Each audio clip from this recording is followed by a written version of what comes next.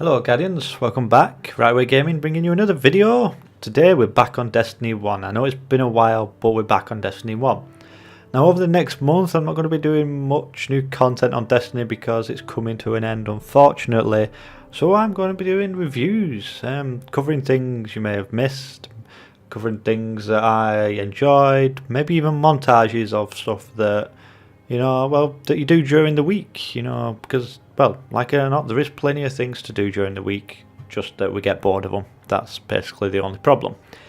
But today's video, I'm going to show you all my rarest gear on my hunter.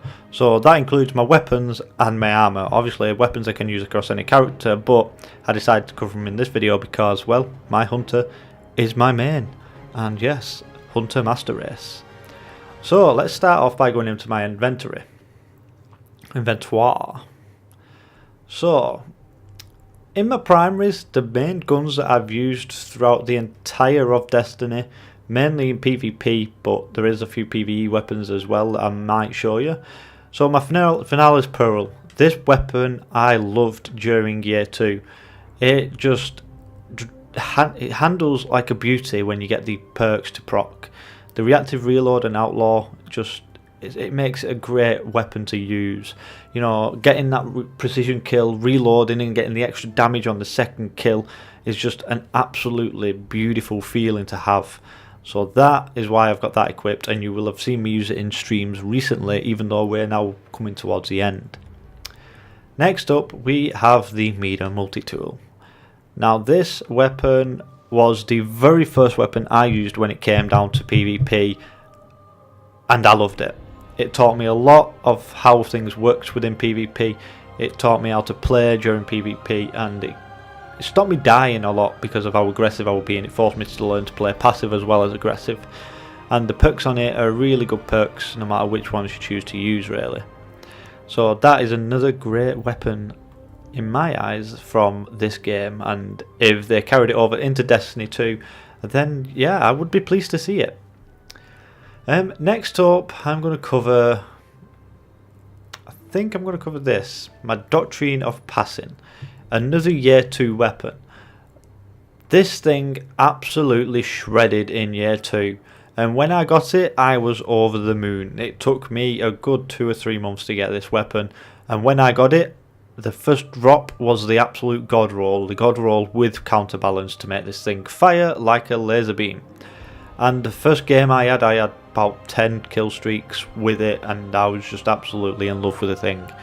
It's dropped off a bit since then, obviously due to the nerfs, but it is still one of the weapons up there for me. And yeah, it was just a really good weapon to use, even though now it's been nerfed and it's not quite as easy to handle, it is still a really good gun. Next up, I'm going to cover this one, which is pretty much up there within my top 5 weapons for PvP. It's just a beast, and the thing is a lot of people don't like using it, and a lot of people won't use it because of the simple fact it's hard to control. Well, I'm sorry, but it's not hard to control, it's hard to learn to use this weapon. If you learn to use it, you will realise it's not hard to control, it's just a very different recoil pattern to any other weapon out there. But if you get within people's faces using this weapon, there's not many people going to survive. So that is that.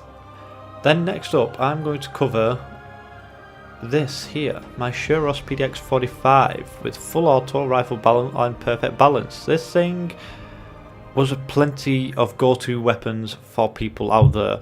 People would get this package from the gunsmith on a weekly basis just to try and get a decent roll on one, because they knew it could do damage in PvP, and it was also quite useful in PvE in some cases, depending on what perks you had. So that comes in as well within my top weapons. The Blind Perdition I'm not really going to cover because it's a year 3 weapon and I've not used it that much, and it's very similar to my PDX-45 anyway. Then we're on to Palindrome. Now, what can I say about this? Ever since they started doing the weekly vendor rolls, this thing has had god roll upon god roll upon god roll. Now, while this is one of my favourite ones, it's not by far not the best one that I prefer. It just has Icarus, which I like to use because I jump around a lot.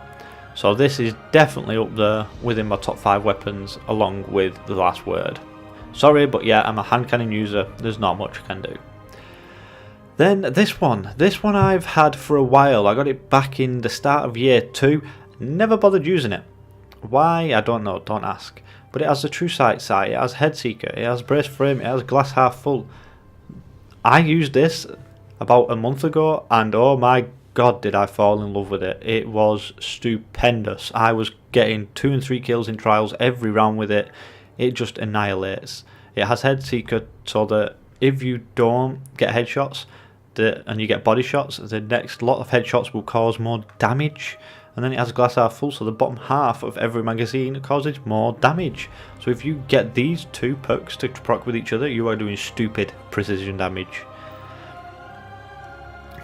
Then next up, let's talk about special weapons.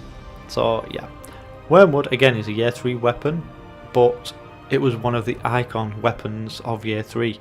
People were picking it up left, right and centre, and it got to a point where Bungie screwed up a patch and this thing was mainly the only thing that got used in trials for a full weekend. It was stupid, but it was fun. So that is that. Icebreaker. All the way from year 1, it was that good, they brought it back in year 3.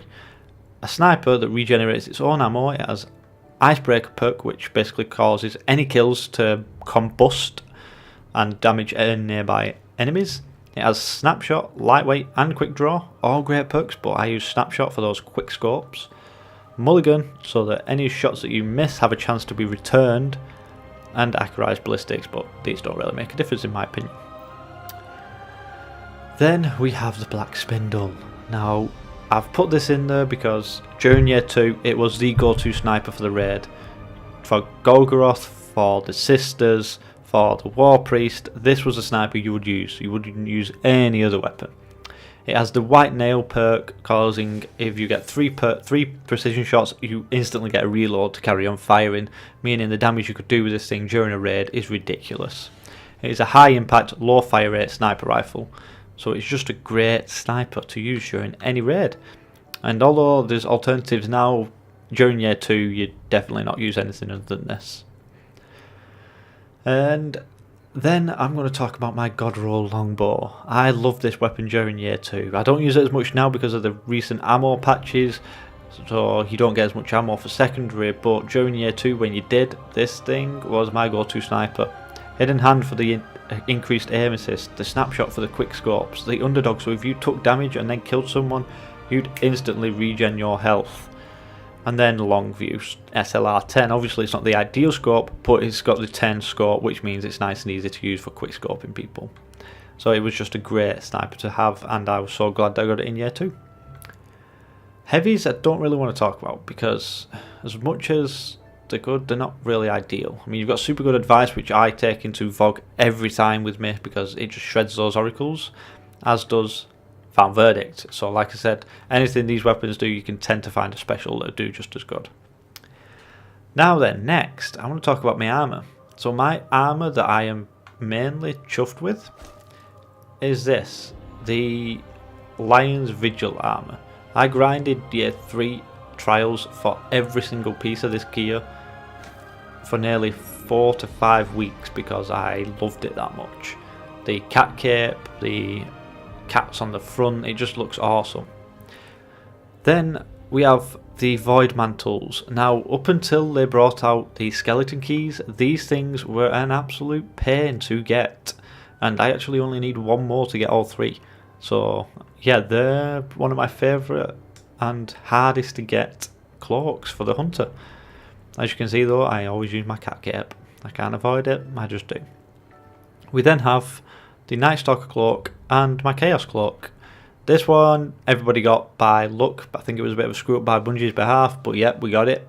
And then this one you have to get to rank 25 with Future War Cult. I'm currently working on the Dead Orbit one, but I don't have it yet. But this was my first one, and yeah, they're not easy to get. So yeah, that's why I've put this in there. Now I'm going to talk about emblems and shaders. So, shaders. I have 2 here that I have literally only got this week. That's how hard they are to get. And it is the Trials of Osiris shaders. There's not many people that I've seen that get these, but I have literally had these 2 drop within the last week, and I am absolutely buzzing about it. They're a really nice colour combination, so I do quite like them. But out of these two, I'd say I prefer this one. The other one, which is I'm hearing a lot of chatter about, is Wildfire. I got this after grinding Wrath of the Machine for about, I'm going to say about 10 weeks. So yeah, it's a really hard shader to get, and there's people I know that have been doing the raid for 6 months and still not got it. So yeah, it's a hard shader to get. Along with apparently the Vogue shader and also the Crota shader. But yeah, I've got them all, and yeah, I don't like any of them. The other one that's pretty difficult to get is the Ascendant Plane shader, because you have to get every single piece of hard mode gear from Kingsfall to get this. Along with the same with the rest of the machine, which I haven't managed to get yet, so that's how hard they are to get. But it's a very glowy shader, it's very much in your face, which is why I don't like it. But other than that, I don't think there's any other shaders out there that are a bit of a pain to get. Then on to emblems. Now there's not many emblems out there that are hard to get, but the main one is obviously the Flawless emblem, which I am lucky enough to have got, but I've only ever done it once, so I can't really gloat about it. And it's not really a nice one, so I don't ever really wear it unless I'm trying to wind someone up. Then I think that is pretty much it. I mean, I'm not going to go into speeders and everything because, well, you have to be really focusing on trying to find them to get them. But I do have every single Iron Banner ship, including the Year 1 and Year 2. And I don't think there's a Year 3 version, but there is one from the Progress book, which I do have as well. So, yeah. Hope you've enjoyed watching, guys, and I'll be bringing plenty more Destiny content your way, reviewing the last 3 years that we've had together. Hope you enjoy watching. Don't forget to leave a comment and like the video. See you next time, guys. Right Way Gaming, over and out.